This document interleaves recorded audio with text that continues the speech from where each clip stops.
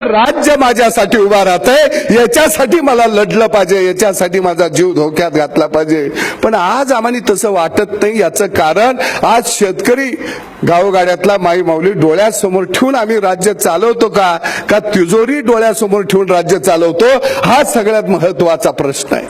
आणि म्हणून खऱ्या अर्थानं शेतकऱ्याचा आत्मविश्वास आज संपत चाललेला आहे. आणि मग हा आत्मविश्वास त्याचा वाढवावा लागेल, त्याला सांगावं लागेल की हे राज्य तुझ्यासाठी आहे, या राज्यातली जनता तुझ्यासाठी आहे, आम्ही राज्यकर्ते तुझ्यासाठी आहोत. हा आत्मविश्वास गावगाड्यातल्या माझ्या शेतकऱ्याला द्यावा लागेल. आणि दादा, मला कधी कधी असं वाटतं की आम्ही एका दाण्याचे 1000 दाणे करतो.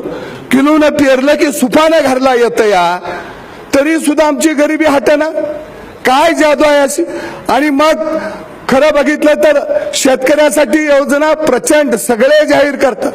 कोण म्हणतं शेती परवडत नसलं तर गायी पाळा.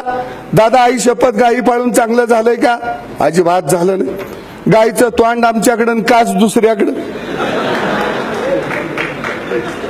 आणि मग म्हणजे गाय आम्ही पाळली, पण आमच्या पोरानं तूप खाल्लं नाही, आईस्क्रीम खाल्लं नाही. आईस्क्रीम दुसरंच आणतं या, तूप आमच्या पोरानं बघितलं नाही. आणि जिनी आमचं दही दूध तूप खाल्लं, ते सगळे काकडे साहेब पुण्यात सकाळची व्यायामला पळायला लागले. नवरा पुढं पळतोया, बायको मागणं पळतोया. का? चरबी वाढली. 2-4 गायी घ्या आणि शान काढा. म्हणजे खरं जर बघितलं तर शेतकरी गरीब काय हे कुणी सांगितलं नाही का? सांगितलं. संत तुकडोजी महाराजांनी सांगितलं, कच्चा माल मातीच्या भावी. संत तुकडोजी महाराजांनी सांगितलं, तू मनविशी साऱ्या जगाचा पुशिंदा, तुझ्या पाठीला रे पोट, आणि आईत खाऊच्या घरामध्ये वाती दह्या दुधाचे लोट. म्हणजे खरं जर बघितलं तर आमची गरिबी सगळ्यांनी सांगितली, पण त्याचा उपाय मात्र कुणी केला नाही.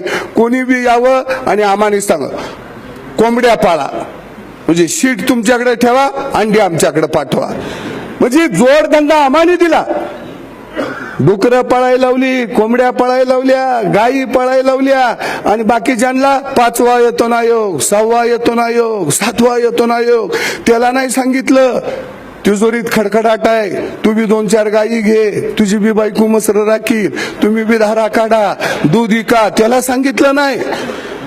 त्यांना 2-2 लाख पगार, 3-3 लाख पगार. आमचा बा 18 तास काम करतो या, आणि हे इकडं 45 मिनिटं कोण शिकवतं या, कोण 6 तास काम करतं या. आणि ह्यांना उन्हाळ्याची सुट्टी, काम सावलीत, सुट्टी उन्हाळ्याची. काय धंदा चाललाय राव.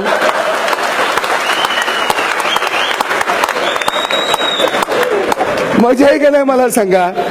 आम्हाने दादा सुट्टी बिट्टी काय भानगड नाही. उन्हाळा नाही, नाताळा नाही, काय सुद्धा नाही.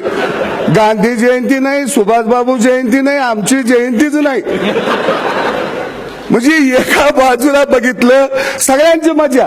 अगदी निंबाळकर साहेब आहेत, आमदार खासदार सगळ्यांची मजा आहे. 2 लाख 3 लाख. तुम्हाला बी विमान फुकट, रेल्वे फुकट, DST फुकट. हायगाईच करायची नाही.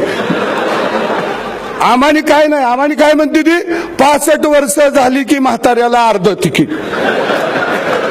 म्हणजे ते म्हातारा घरात बसायच्या ऐवजी त्याला पोरग कोपरकडे हाणतंय, बाजारला जा म्हणतंय.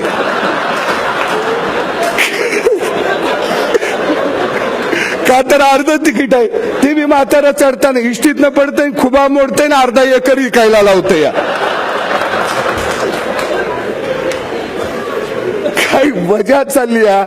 आणि पुन्हा सगळं आम्हाने, अगदी आमच्या मुलांना कोण घुगऱ्या देतंय शाळेत. अहो, आमची माई सुपानं दान वाढत्या लंगा गोसावी घरात आला तर, आणि त्याच्या हातात घुगऱ्या देताय तुम्ही वाटी. आणि आम्ही बी वाटी देतो या. बारक्यापणी त्याच्या हातात कटोरा आल्यावर, मोठं झाल्यावर मोठी कायलच घेत या भीक मागायला. आम्हाला भीक नको आहे, आम्हाला आमच्या हक्काचा हवाय. आम्हाला भिकेची गरज नाही. कारण शेतकरी हा खऱ्या अर्थानं या जगाचा पोशिंदा आहे, या देशाचा पोशिंदा आहे. त्याला फक्त सन्मान दिला पाहिजे. आम्हाला भिकेच्या योजनेची काही गरज नाही. पण परिस्थिती अशी अवस्था झालेली आहे की आज मला आनंद वाटतोय की सगळ्यांना शेतकऱ्यांची